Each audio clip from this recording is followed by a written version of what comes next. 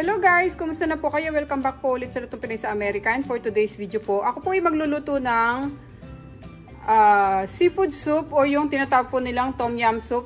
Thai style po ito. Kasi sikat na sikat po ito sa Thailand at niluluto rin po namin ito dito sa Amerika. So ngayon po may bisita ako at napagdesisyonan ko lutuin siya at gusto ko po siyang ipakita sa inyo kung paano po siya lutuin. Ayan po yung mga kailangan nating sangkap. Umpisahan po natin dito sa bawang. Meron po ako dyang shrimp cube. Gagamit po tayo ng maraming lemon juice or dapat po lime juice. Kaya lang wala po akong lime juice kaya lemon juice na lang po yung gagamitin ko. Yan po yung pangpaasim natin sa ating tom yum soup. Tapos meron po tayo ditong sibuyas. Ito yung ating lemongrass.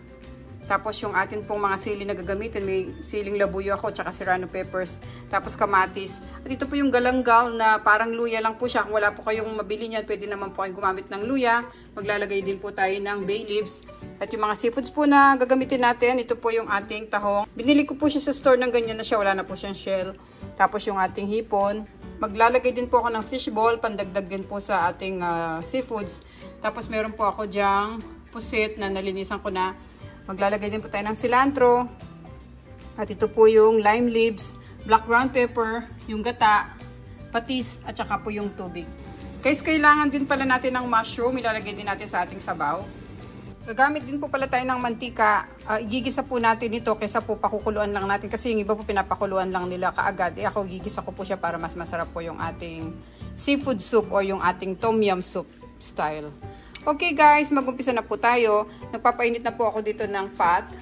Lagyan ko po siya ng mantika.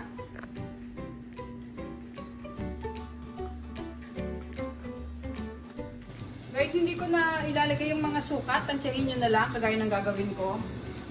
Kasi hindi ko na nailista. So, ngayon mainit na yung mantika natin. Pwede na natin ilagay yung ating bawang.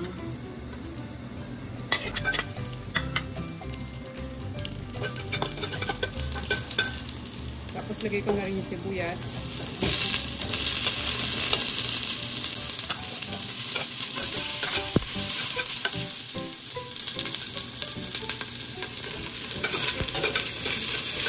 Lagay natin yung kamatis.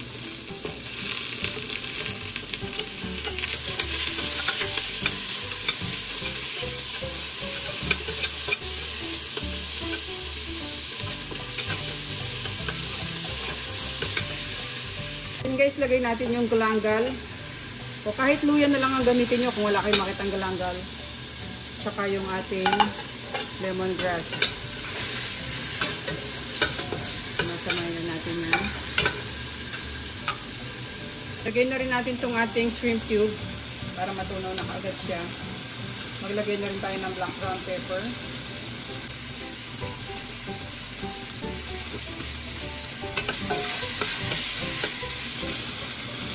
Ngayon, sunod natin yung ating pusit. Mabilis ang luto lang to guys, ha.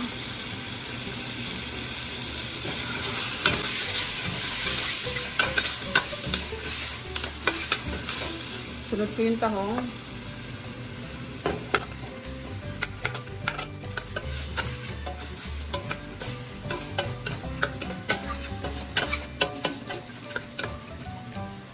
Natin siya ng tubig.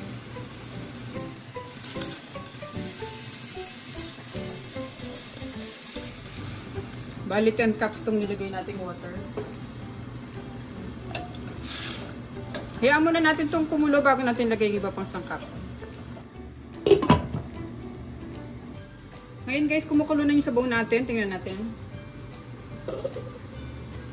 Haluin muna natin siya.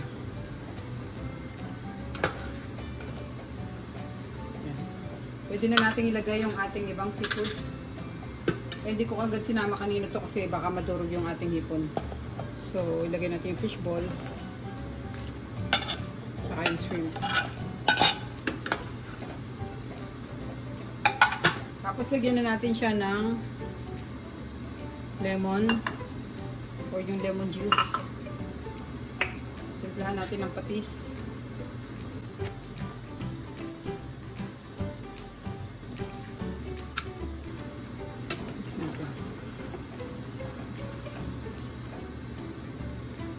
Tapos guys, lalagay ko na rin yung mga ibang dahon-dahon natin. Ito yung ating lime leaves.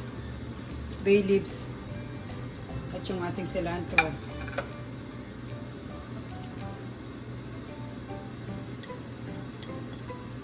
Sama na rin natin yung mga sili. At itong ating gata. Lagay lang tayo ng kalahati nitong lata. Lagay natin.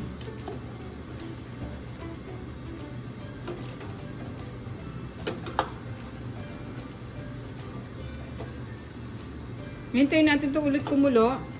Babalik yung takip. Tapos tikman natin kung kulang pa sa lasa niya o kulang yung asin niya. Dagdagan natin mamaya. Okay, takpan ko ulit. Ngayon guys, kumukulo na yung sabaw natin. Lagay natin yung ating mushroom. Hindi ko na ilagay kanina. Lagay natin.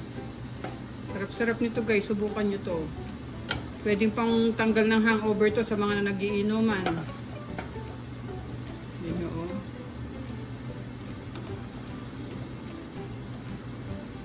Diba? Tikman muna natin kung okay na yung lasa niya.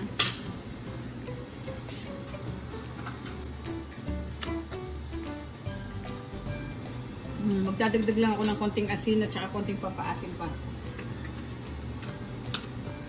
Lagay tayo ng 1 teaspoon of salt.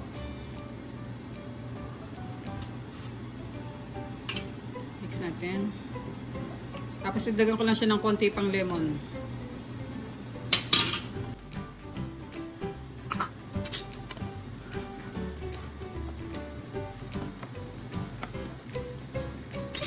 Okay guys, off na natin yung stove. Luto na itong ating sabaw.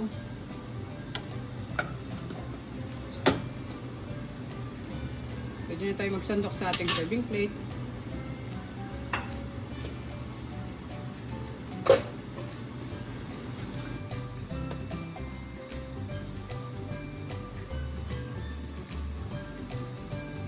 Okay guys, ito na po yung ating napakasarap at mainit na tom yum soup or yung ating seafood soup. Gayahin nyo po ito guys, napakasarap po nito. Thank you so much po for watching. Ingat po tayong lahat. God bless po. Salamat po ulit.